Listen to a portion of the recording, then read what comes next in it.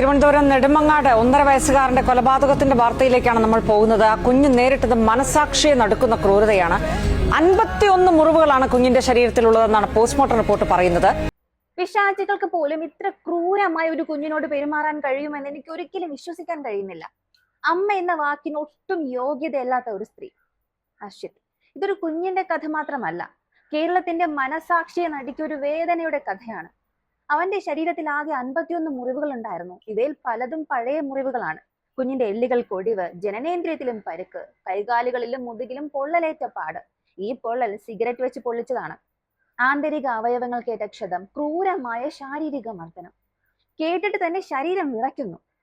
ഒരു മനുഷ്യനും ഒരിക്കലും സഹിക്കാനാകാത്ത ഈ വേദന ഈ പിഞ്ചു കുഞ്ഞ് എങ്ങനെ അനുഭവിച്ചു എന്ന് ചിന്തിക്കാനാകുന്നില്ല.